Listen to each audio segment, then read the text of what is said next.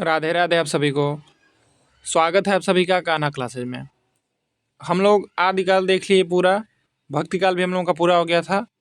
अब हम लोग को देखना है रीतिकाल, उसके बाद आधुनिक काल आएगा। तो जैसे हम लोग देख रहे थे कि शुरू में आदिकाल है, उसमें बहुत विवाद हुआ था, उसका नामकरण कौन कौन क्या नाम दिए। जैसे शुक्ल जी उसको वीरगाथा काल कह दिए और हजारी प्रसाद द्विवेदी आदिकाल का है। तो वैसे ही रीतिकाल भी है, इसमें भी थोड़ा नामकरण को लेकर थोड़ा विवाद है। ज़्यादा नहीं है उतना, जितना आदिकाल में है उतना नहीं है। तो इसको देखा जाए इसमें क्या क्या नामकरण दिया गया है। तो इसमें पूर्व पीठिका पहले पढ़ा जाएगा। रीतिकाल का नामकरण विभिन्न विद्वानों के अनुसार निम्न है। तो यहाँ पे नाम दिया है और प्रस्तोता दिया है। तो नाम का मतलब यहाँ पे जो लोग नाम दिए हैं कि क्या नाम रहना चाहिए, और प्रस्तोता जो विद्वान है तो डॉक्टर जॉर्ज गियर्सन है। तो जॉर्ज गियर्सन को तो हम लोग जानते ही हैं, modern vernacular literature of Hindustan लिखे हैं, इतिहास ग्रंथ है। तो ये रीति काव्य कहे हैं। ये रीतिकाल को क्या कहें, रीति काव्य, और इन्हीं का अनुकरण करके शुक्ल जी ही बाद में रीतिकाल कहे। तो ये रीति काव्य कहे हैं। अब देखिए मिश्र बंधु हैं, इसमें 3 भाई लोग हैं, श्याम बिहारी मिश्र और सुखदेव बिहारी मिश्र और गणेश बिहारी मिश्र। ये प्रश्न बना हुआ है कि मिश्र बंधु कौन कौन थे। तो यहाँ पे 3 ऑप्शन रख देगा, एक और कोई किसी और को रख देगा। तो ध्यान देना है कि ये लोग मिश्र बंधु थे, 3 लोग। तो ये लोग क्या नाम दिए, अलंकृत काल। इनका ग्रंथ था मिश्र बंधु विनोद, जो 1913 में निकला, फिर बाद में 1934 में। तो ये अलंकृत काल का है, इन ध्यान देना है इनको। अब देखिए आचार्य रामचंद्र शुक्ल हैं, इन्हीं का सबसे फेमस है, ये रीतिकाल कहे हैं। ये रीतिकाल को रीतिकाल कहे हैं। और आचार्य विश्वनाथ प्रसाद मिश्र हैं, ये श्रृंगार काल कहे हैं। तो आचार्य रामचंद्र शुक्ल हम लोग पढ़ेंगे उनकी बुक हिंदी साहित्य का इतिहास। तो उसमें शुक्ल जी कहते हैं कि यदि कोई चाहे तो रीतिकाल को श्रृंगारिकता की दृष्टि से श्रृंगार काल कह सकता है। तो वही आचार्य विश्वनाथ प्रसाद मिश्र हैं, बाद में श्रृंगार काल कह दिए हैं इसको। अब देखिए डॉक्टर रमाशंकर शुक्ल रसाल हैं, ये कला काल कहे हैं। तो रमाशंकर शुक्ल रसाल, लास्ट में रसाल आ रहा है ना, कला काल, ऐसे ध्यान देना है इनको, ये तो याद ही रहता है सब। अब देखिए अंधकार काल है, ये त्रिलोचन कहे हैं। तो यहाँ पे ये नामकरण हो गया, कौन कौन क्या क्या नाम दिए हैं। तो यहाँ से भी प्रश्न बनता है, ज़्यादातर इसमें अलंकृत काल पूछता है और श्रृंगार काल पूछता है। अब देखिए रीतिकाल के प्रवर्तक के संबंध में विद्वानों में मतभेद है जो निम्न है। तो अब रीतिकाल के प्रवर्तक कौन कौन है, जैसे रीतिकाल कहाँ से शुरू होता है, कौन पहला कवि है, तो इसके बारे में भी यहाँ पे मतभेद है, लेकिन ज़्यादा नहीं है। कालक्रम की दृष्टि से पूछेगा, जैसे कालक्रम मतलब कि कौन समय में पहले जो आएगा उसको कालक्रम की दृष्टि से पहले रखा जाएगा। तो कृपाराम है, इनकी हित तरंगिणी एक रचना है ना, हित तरंगिणी, तो इसीलिए इनको प्रवर्तक कहा गया है कालक्रम के अनुसार। और इनका रचनाकाल 1541 है। अब देखिए केशव दास हैं, लगभग इनको सर्वमान नहीं माना गया है, क्योंकि डॉक्टर नगेंद्र इनको माने हैं और आचार्य रामचंद्र शुक्ल हैं चिंतामणि को माने हैं।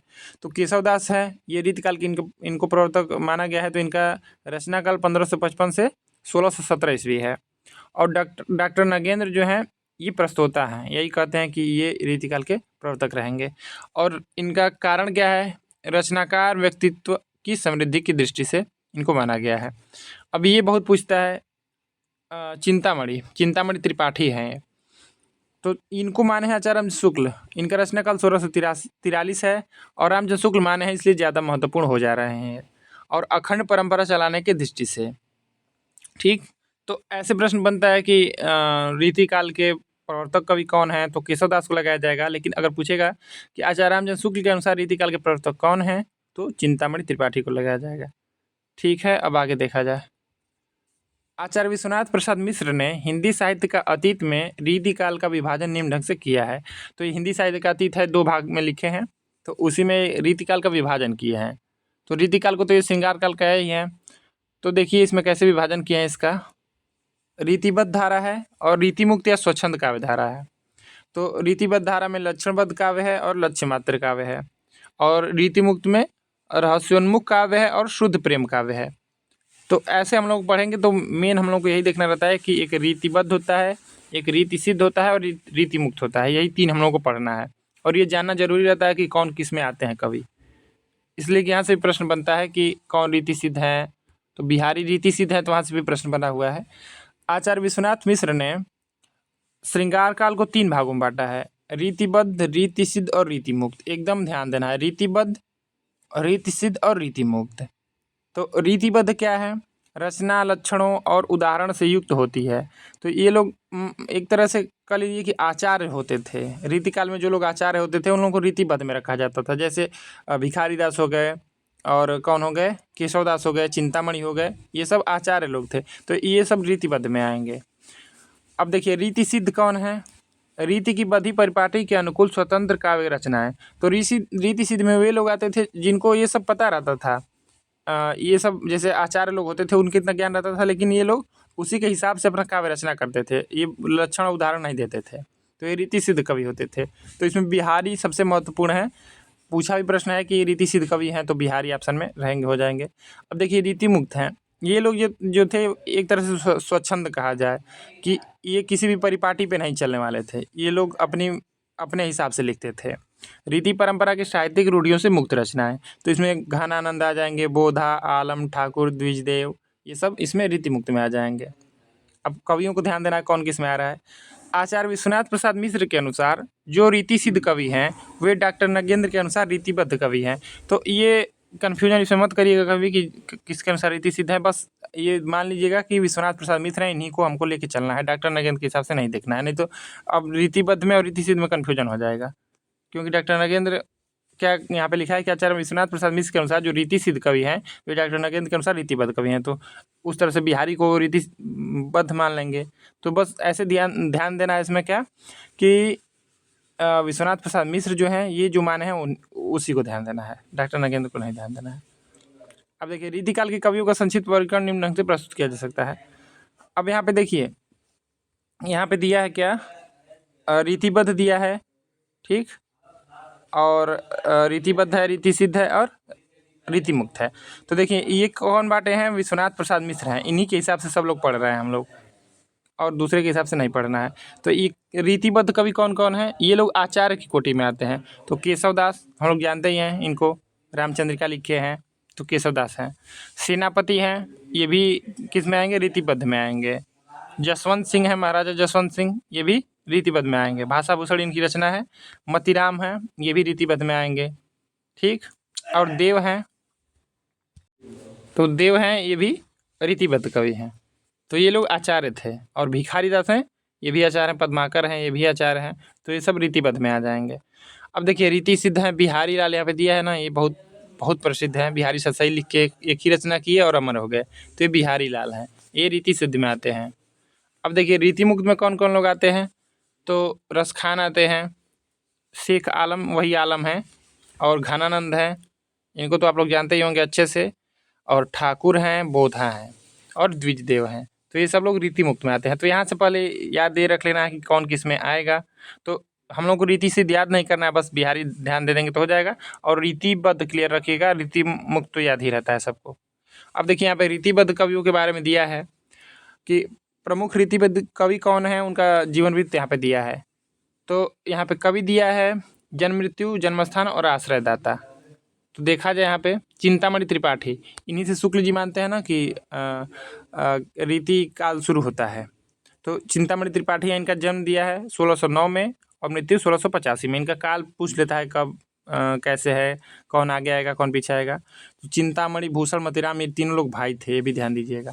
तो इसलिए इनका जन्म, तीनों का जन्म स्थान एक ही जा रहेगा, तिकवापुर, और ये भी तिकवापुर। अब देखिए किसके आश्रय में रहे, चिंतामणि त्रिपाठी जो है ये शाहजी भोसला के आश्रय में रहे, शाहजहाँ के आश्रय में रहे। तो ये ज़्यादा आश्रयदाता भी कभी कभी पूछ लेता है, लेकिन उतना नहीं। भूषण को ध्यान देना है, ये महत्वपूर्ण है। इनका जन्म हुआ 1613 में, मृत्यु 1715 में, ये भी तिकवापुर के हैं। और देखिए ये महत्वपूर्ण है, शिवाजी के आश्रय में रहे और छत्रसाल की, एकदम याद रहना चाहिए, क्योंकि शिवराज भूषण यही लिखे हैं।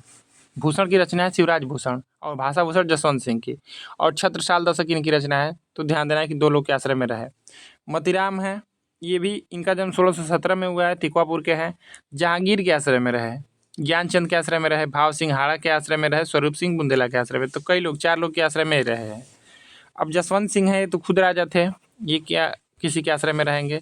तो जसवंत सिंह है, महाराजा जसवंत सिंह, ये 1626 और 1688 इनका जन्म काल है। मारवाड़ के हैं, ये मारवाड़ प्रतापी नरेश थे, तो ये राजा थे, ठीक।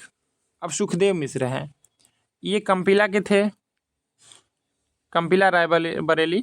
और भगवंत राय खींची के आश्रय में रहे, रामवर्धन सिंह के आश्रय में रहे, देवी सिंह के आश्रय में रहे, फाजिल अली शाह के आश्रय में रहे। अगर आश्रय याद रहेगा तो फाजिल अली प्रकाश इनकी एक रचना भी है, ऐसे याद हो जाएगा, सुखदेव मिश्र की।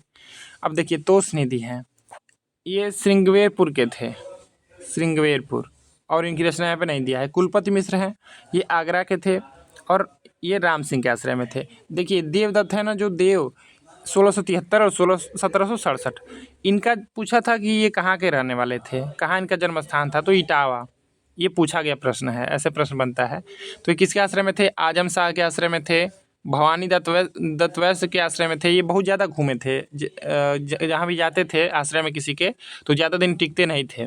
कुशल सिंह के आश्रय में रहे, सेठ भोगीलाल के आश्रय में रहे, उद्योत सिंह, सुजान मणि और अली अकबर खां, ये इनके सबके आश्रय में रहे देव। और ये सब हम लोग रीतिबद्ध कवि पढ़ रहे हैं, मतलब कि ये लोग आचार्य थे। अब देखिए सैयद गुलाम नबी, ये कहाँ के थे? ये बिलग्राम के थे। इनका जन्म कब हुआ? 1699, 1750 में मृत्यु। ये बिलग्राम हरदोई में है। अब देखिए भिखारी दास है, ये प्रश्न यहाँ से बना है कि सैयद गुलाम नबी जो है इनका असली नाम, रसलीन जो है इनका असली नाम क्या है? तो सैयद गुलाम नबी, यहाँ से प्रश्न बन चुका है। ये भिखारी दास है, तो ये ट्योंगा के थे, प्रतापगढ़। और ये किसके आश्रम में थे? हिंदूपति सिंह। ये पूछता है क्योंकि हिंदूपति सिंह एक ही हैं, तो इनको पूछेगा, पूछा भी है कि भिखारी दास किसके आश्रम में थे? तो हिंदूपति सिंह के। अब देखिए पद्माकर सिंह है या पद्माकर, जो फाग लिखे हैं, तो इनका जन्म हुआ 1753 में, मृत्यु 1833 में, बांदा में। अब देखिए किसके किसके आश्रय में ये रहे? तो रघुराव अप्पा, महाराज जैतपुर, नोने अर्जुन सिंह, और किसके आश्रय में रहे हैं? परीक्षित अनूप गिरी। इनको ध्यान देना है। अनूप गिरी के आश्रय में रहे और उपनाम इनका था हिम्मत बहादुर। तो ये लिखे हैं एक रचना इनके, हिम्मत बहादुर बिरदावली। रघुनाथ राव के आश्रय में रहे, प्रताप सिंह बिरदावली लिखे हैं, इनके आश्रय में रहे। जगत सिंह के आश्रय में रहे, तो जगत विनोद एक इनकी रचना है, तो इन्हीं के आश्रय में रह के लिखे हैं। भीम सिंह और दौलत राव सिंधिया, इन सब के आश्रय में पद्माकर रहे हैं। तो ये हम लोग देख लिए। अब देखा जाए नीचे इन लोगों के बारे में दिया है अच्छे से, क्या कह रहे हैं शुक्ल जी इनके बारे में। तो आचार्य रामचंद्र शुक्ल ने चिंतामणि त्रिपाठी को रीति काव्य का प्रवर्तक माना है। ये तो यहाँ से प्रश्न बहुत बनता है कि शुक्ल जी ने रीति काव्य का प्रवर्तक किसे माना है? तो चिंतामणि त्रिपाठी को माना है। चिंतामणि त्रिपाठी सिद्धांत रसवादी आचार्य थे। चिंतामणि त्रिपाठी के सहोदर मतिराम, भूषण और जटाशंकर त्रिपाठी थे। तो ये लोग 4 भाई थे। 4 भाई कौन कौन थे? चिंतामणि जो थे ये 4 भाई थे। तो कौन कौन थे इसमें, ये पूछ सकता है। तो ये देखिए मतिराम थे, चिंतामणि, भूषण, मतिराम और जटाशंकर त्रिपाठी, इनको भी ध्यान देना है। भूषण वीर रस के कवि हैं, तो भूषण ये रिद्धि काल में वीर रस के कवि पूछेगा तो कौन है? तो भूषण हैं, इनको ध्यान देना है। जो किसके आश्रय में रहे? शिवाजी के आश्रय में और छत्रसाल के आश्रय में रहे। भूषण वीर रस के कवि हैं। चित्रकूट के सोलंकी राजा रुद्र ने इन्हें कवि भूषण की उपाधि दी थी। तो इनका असली नाम भूषण नहीं था, इनको भूषण की उपाधि मिली थी। और दिया किसने? ये भी प्रश्न बनता है। तो चित्रकूट के सोलंकी राजा रुद्र ने, ये प्रश्न बनता है यहाँ से कि भूषण को भूषण की उपाधि किसने दी थी? चित्रकूट के सोलंकी राजा रुद्र ने। अब देखिए इनका पतिराम की घनश्याम कुछ असली नाम था, आगे देखा जाएगा। डॉक्टर गणपति चंद्रगुप्त ने भूषण का मूल नाम पतिराम या मणिराम बताया है। आचार्य विश्वनाथ प्रसाद मिश्र ने इनका मूल नाम घनश्याम बताया है। तो पतिराम, मणिराम या घनश्याम इनका मूल नाम था, और भूषण को उपाधि मिली थी। महाराज छत्रसाल ने एक बार भूषण की पालकी को कंधा लगाया था, जिस पर भूषण ने कहा था शिवा को बखानो की बखानो छत्रसाल को। तो ये कहे थे कौन? भूषण कहे थे। छत्रसाल इनकी पालकी को कंधा लगाए थे तो कहे थे ये। तो यहाँ पे प्रश्न पूछा था एक बार कि शिवा को बखानो की बखानो छत्रसाल को, यहाँ में शिवा का क्या अर्थ है? तो शिवाजी, शिव, शंकर जी के लिए, तो शिवाजी यहाँ पे अर्थ है। तो यहाँ से प्रश्न बना हुआ है, ठीक है। अब देखिए आगे, आचार्य रामचंद्र शुक्ल ने लिखा है भूषण के वीर रस के उद्गार सारी जनता के हृदय की संपत्ति हुए। शिवाजी और छत्रसाल की वीरता के वर्णनों को कोई कवियों की झूठी खुशामद नहीं कर सकता, क्योंकि रीतिकाल में ये प्रचलित था कि लोग पैसा कमाने के लिए झूठी प्रशंसा करते थे रीतिकाल में। लेकिन ये लिखे हैं शुक्ल जी कि शिवाजी और छत्रसाल की वीरता के वर्णनों को कोई कवियों की झूठी खुशामद नहीं कर सकता, वे हिंदू जाति के प्रतिनिधि कवि हैं।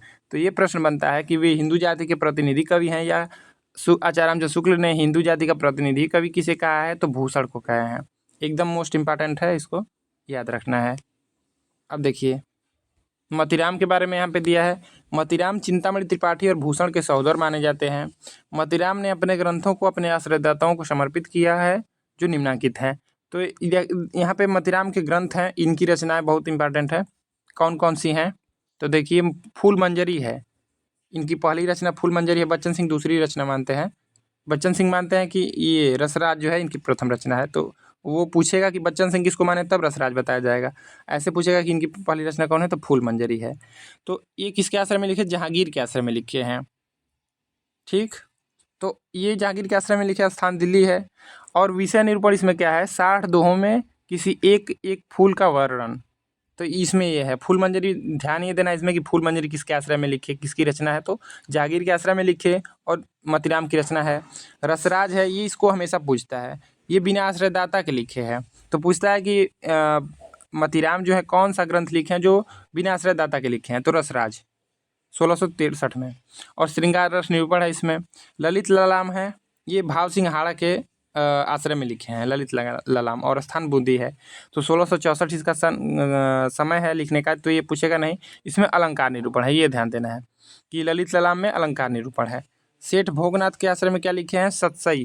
तो सतसई कई लोग लिखे हैं, वृंद लिखे हैं, ये भी लिखे हैं, मतीराम भी लिखे हैं, बिहारी भी लिखे हैं।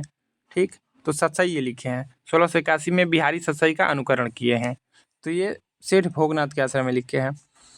अब देखिए, ये ज्ञानचंद के आश्रय में क्या लिखे हैं? ये अलंकार पंचाशिका लिखे हैं। ठीक है, तो 1690 में है, अलंकार निरूपण ग्रंथ है। अब स्वरूप सिंह बुंदेला के आश्रय में क्या लिखे हैं? वृत्त कौमुदी। तो ये बुंदेलखंड में लिखे और 1701 रचना काल है, छंदों का निरूपण है इसमें। तो वृत्त कौमुदी में छंदों का निरूपण है, ये पूछता है प्रश्न। अब ये देखिए, लक्षण श्रृंगार है और साहित्य सार है। तो इसमें अनुपलब्ध है, किसके आश्रय में लिखे थे? नायिका भेद निरूपण है साहित्य सार में। तो इनकी रचनाएं हैं। तो ये तो हो गया कि किसके आश्रयदाता में रह के लिखे, आश्रय में रह के लिखे, सॉरी। तो अब इसमें रचना ध्यान देना है, इनकी रचनाएं याद रहना चाहिए कि फूल मंजरी है, रसराज है, ललित ललाम मतीराम की है, सतसई मतीराम की है, अलंकार पंचाशिका, वृत्त कौमुदी, लक्षण श्रृंगार और साहित्य सार, ये सब मतीराम की रचनाएं हैं। और किस में क्या दिया है ये भी याद रहना चाहिए। तो ये हो गए मतीराम। इनके बारे में देखा जाए, अब शुक्ल जी क्या कह रहे हैं। आचार्य शुक्ल ने वृत्त कौमुदी या छंदसार को महाराज शंभुनाथ सोलंकी के लिए लिखा गया माना है। वृत्त कौमुदी या छंदसार मतीराम का प्रथम ग्रंथ फूल मंजरी है, किंतु डॉक्टर बच्चन सिंह ने रसराज को ही प्रथम ग्रंथ माना है। तो इनकी प्रथम रचना फूल मंजरी है और बच्चन सिंह मानते हैं कि रसराज है। आचार्य रामचंद्र शुक्ल ने लिखा है, मतीराम किसी रस स्निग्ध और प्रसाद पूर्ण भाषा रीति का अनुसरण करने वालों में बहुत ही कम मिलती है। तो शुक्ल जी का कथन बहुत महत्वपूर्ण रहता है। तो ये मतीराम के संबंध में कहे हैं कि मतीराम किसी रस स्निग्ध और प्रसाद पूर्ण भाषा रीति का अनुसरण करने वालों में बहुत ही कम मिलती है। तो ये कथन ध्यान देना है इनके बारे में। और देखिए नीचे जसवंत सिंह हैं, ये तो खुद राजा थे। तो जसवंत सिंह हिंदी साहित्य के प्रधान आचार्य या शिक्षक के रूप में प्रसिद्ध हैं। जसवंत सिंह ने साहित्यिक और आध्यात्मिक दो प्रकार की रचनाएं लिखी हैं जो निम्नलिखित हैं। तो इनके दो ग्रंथ बहुत इंपॉर्टेंट हैं। भाषा भूषण है, इससे प्रश्न बन चुका है। भाषा भूषण किसकी रचना है? तो जसवंत सिंह की है। और इससे प्रश्न क्या बना था कि किसने दोहों में अलंकारों का निरूपण किया है? तो 212 दोहों में ये पूछा गया है प्रश्न। 212 दोहों में अलंकारों का निरूपण किए हैं भाषा भूषण में महाराजा जसवंत सिंह। प्रबोध चंद्रोदय है, तो ये नाटक है प्रबोध चंद्रोदय, और संस्कृत नाटक प्रबोध चंद्रोदय का ब्रजभाषा का पद अनुवाद है। तो ब्रजभाषा में अनुवाद किए हैं। ठीक है, तो ऐसे पूछेगा कि हिंदी में कौन सा नाटक है जो ब्रजभाषा में पहली बार अनुवाद किया गया? तो प्रबोध चंद्रोदय, ये प्रश्न बनता है। अब देखिए, अपरोच सिद्धांत है, अनुभव प्रकाश, आनंद विलास, सिद्धांत बोध, सिद्धांत सार, ये सब वेदांत विषय का निरूपण है।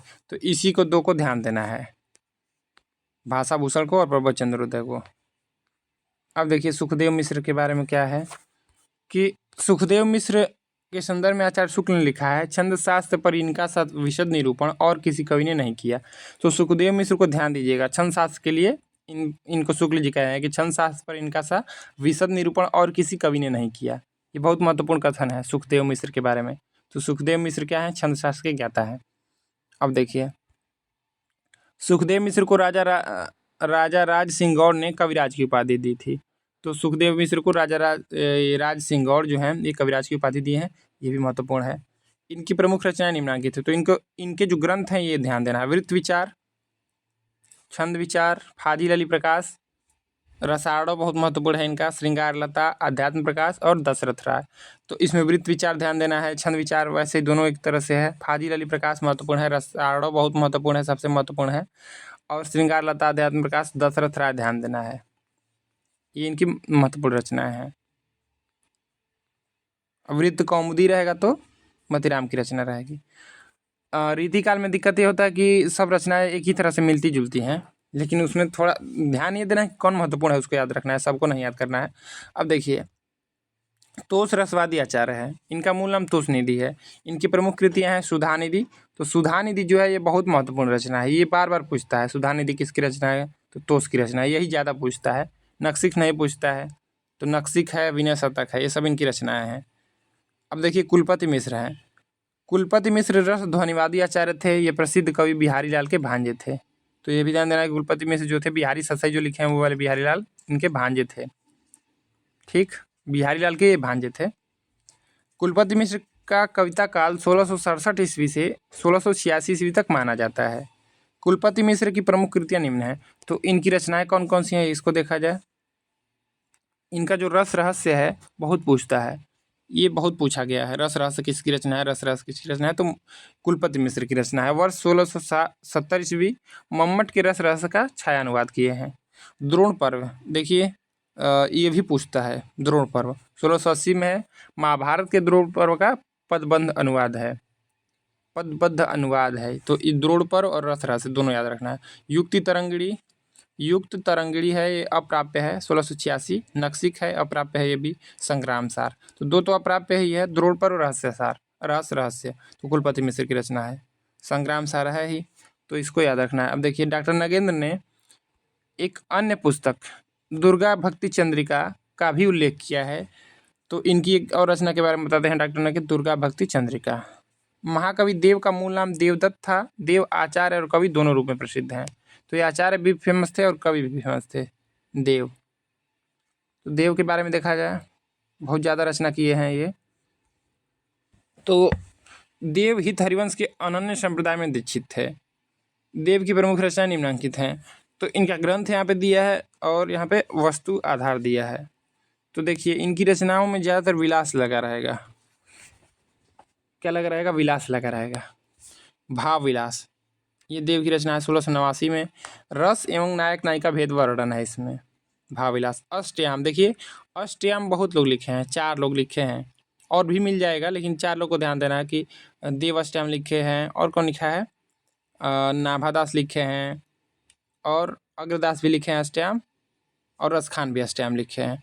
तो ये लोग 4 लोग अष्टयाम लिखे हैं, तो ये भी ध्यान देना है। तो अष्टयाम में क्या है, 8 पहरों में नायक नायिका के बीच का विलास वर्णन इसमें मिलता है। भवानी विलास है, तो भवानी दत्त वैश्य के आश्रय में लिखे हैं इसको, भवानी दत्त वैश्य को समर्पित है ये। राग रत्नाकर है, इसमें राग रागिनियों के स्वरूप का वर्णन किया गया है। कुशल विलास, इसमें कुशल सिंह के नाम पर आधारित है ये।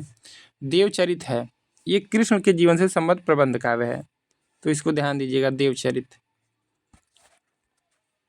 अब देखिए, प्रेमचंद्रिका है, तो ये उद्योत सिंह को समर्पित है। ऐसे ही लाल चंद्रिका एक है, तो लल्लू लाल की रचना है। तो प्रेमचंद्रिका किसकी है, देव की रचना है। जाति विलास है, इसमें विभिन्न जाति एवं प्रदेश की स्त्रियों का वर्णन मिलता है। रस विलास है, इसमें राजा मोतीलाल को समर्पित रचना है ये। शब्द या काव्य रसायन, ये बहुत महत्वपूर्ण इनकी रचना है। शब्द रसायन या काव्य रसायन, सब शक्ति रसादि का वर्णन मिलता है इसमें। सुख सागर तरंग, तो सुख सागर किसकी रचना है, सदासुख लाल की रचना है। जो लोग उसमें थे, गद्य में पढ़ेंगे हम लोग, तो उसमें भाषा मुंशी 2 लोग थे, सदल मिश्र और लल्लू लाल, और उनके 2 लोग सहयोगी थे, इंसाला खान और मुंशी सदासुख लाल। तो उसी में एक सदासुख लाल जो है, उसकी रचना है सुख सागर, और सुख सागर तरंग पूछेगा तो ये देव की रचना है।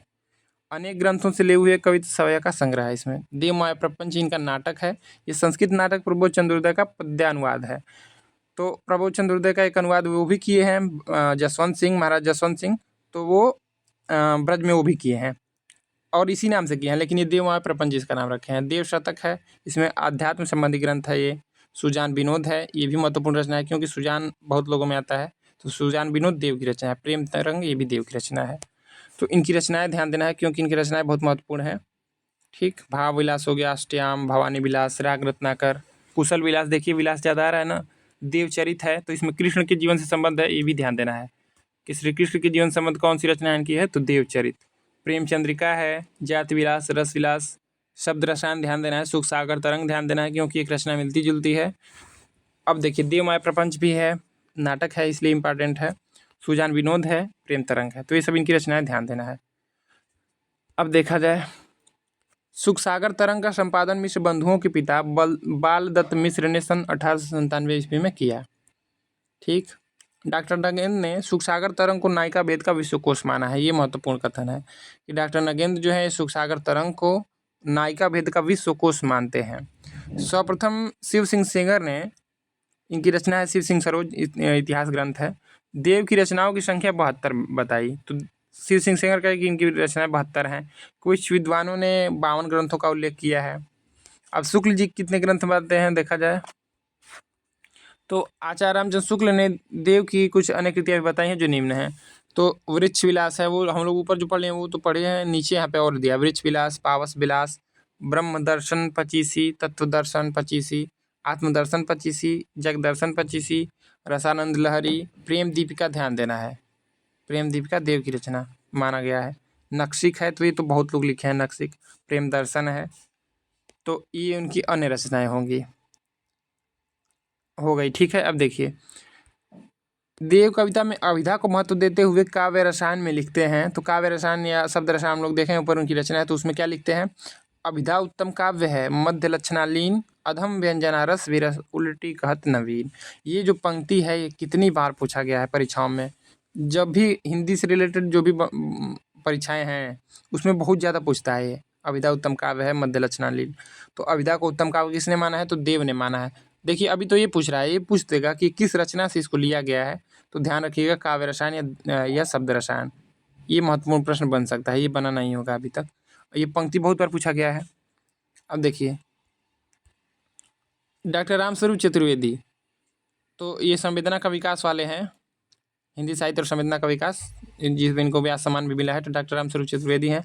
ने मध्यकालीन हिंदी काव्य भाषा पुस्तक में लिखा है, देव की ध्वनि संवेदनशीलता रीतिकालीन काव्य भाषा में अप्रतिम है। रसलीन का मूल नाम गुलाम नबी था। तो ये पूछा गया प्रश्न है कि रसलीन का मूल नाम क्या था, तो गुलाम नबी, सैयद गुलाम नबी। ये मीर तुफैल अहमद के शिष्य थे। और रसलीन की प्रमुख कृतियाँ निम्न हैं। तो रसलीन की कौन कौन सी हैं, अब देखिए अंग दर्पण जो है बहुत बार पूछा गया है। अंग दर्पण किसकी रचना है, तो रसलीन की है। अंग दर्पण रस प्रबोध, दोनों याद रखना है, अंग दर्पण रस प्रबोध। तो अंग दर्पण का रचना काल क्या है, 1737, और रस प्रबोध 1741। तो अंग दर्पण में अंगों का उपमा उत्प्रेक्षा से चमत्कार पूर्ण वर्णन किए हैं, और रस प्रबोध में 1155 दोहों में रसों का वर्णन है। तो ये हो गए रसलीन। अब देखिए भिखारी दास के बारे में देखा जाए, ये रीतिकाल के अंतिम आचार्य माने जाते हैं भिखारी दास। भिखारी दास का रचना काल 1728 से 1750 ईस्वी तक माना जाता है। भिखारी दास की प्रमुख रचना निम्नलिखित हैं। तो इनकी रचनाएं कौन कौन सी हैं, नामकोश है, कोश ग्रंथ है, 1738 में है। रस सारांश है, 1742 में। रस के भेदों का वर्णन इसमें किया गया है, भेदों का वर्णन। छंदारड़ो पिंगल ये पूछता है, छंदारड़ो पिंगल किसकी रचना है, तो भिखारी दास की है। 1742 ईस्वी है। छंदों का विस्तृत वर्णन किया है इसमें, छंदारड़ो लिखा ही है। काव्य निर्णय इतना बार पूछा गया है, इतना बार पूछा गया है, बहुत बार पूछा गया है काव्य निर्णय को, बहुत महत्वपूर्ण है काव्य निर्णय। देखिए निर्णय 2 बार आ गया, काव्य निर्णय, श्रृंगार निर्णय, दोनों एक ही साथ याद कर लीजिए। भिखारी दास की रचना है 1746 में, 1750 में। तो काव्य निर्णय में काव्य के भेदों का वर्णन किए हैं। श्रृंगार निर्णय में नायक नायिका भेद का वर्णन किए हैं। विष्णु पुराण भाषा है, शतरंज शतिका है, अमरकोश है। तो शतरंज शतिका पूछा गया है बहुत बार। तो विष्णु पुराण भाषा जो है इसमें क्या है, विष्णु पुराण का दोहा चौपाई शैली में अनुवाद है। शतरंज शतिका में शतरंज खेलने के तौर तरीकों का वर्णन किया गया है। और अमरकोश जो है इसमें संस्कृत के अमरकोश का पद्यानुवाद है। अब देखिए जयपुर नरेश प्रताप सिंह ने पद्माकर भट्ट को कविराज शिरोमणि की उपाधि दी। तो ये पद्माकर हैं, इनको कविराज शिरोमणि की उपाधि किसने दी, तो ये जयपुर नरेश प्रताप सिंह ने।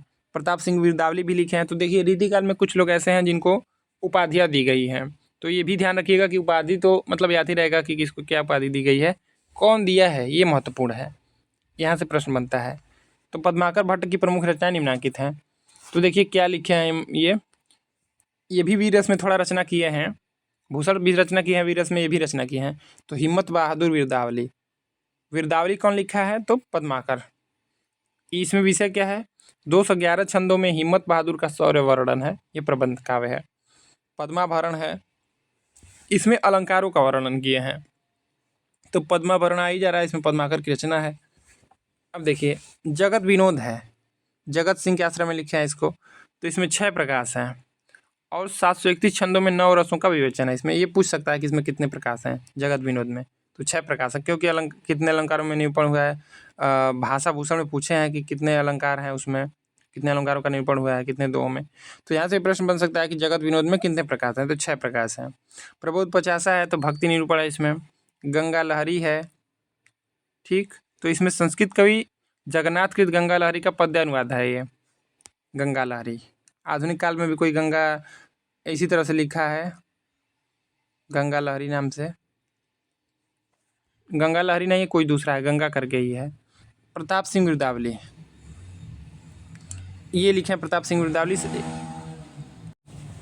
हाँ, ये गंगा लहरी है और गंगा अवतरण है, जगन्नाथ दास रत्नाकर की रचना है, ये भी ध्यान देना है। अब देखिए प्रताप सिंह गिरदावली है, इसमें 117 छंदों में प्रताप सिंह का शौर्य वर्णन है, ये प्रबंध काव्य है। कली 25 है और राम रसायन है, ठीक। तो काव्य रसायन देव की रचना है, राम रसायन पद्माकर की रचना है। वाल्मीकि के रामायण का छाया अनुवाद है। अलीजाह प्रकाश है, इसमें महाराज ग्वालियर के नाम लिखा गया है। ये पद्माकर भट्ट ने होली, फाग और त्योहारों का वर्णन पूरी तल्लीनता के साथ किया है। तो ये भी प्रश्न बनता है कि फाग का वर्णन किसने किया है, फाग के बारे में कौन लिखा है? तो पद्माकर लिखे हैं। रीतिकाल के प्रमुख अलंकार निरूपक ग्रंथ और आचार्य निम्न है। तो यहाँ से देखा जाएगा अब कल कि अलंकार निरूपक ग्रंथ हैं और आचार्य कौन कौन है, इसको देखा जाएगा कल। तो आज के लिए बस इतना ही, ठीक। मिला जाएगा बाद में। आप सबको जुड़ने के लिए धन्यवाद।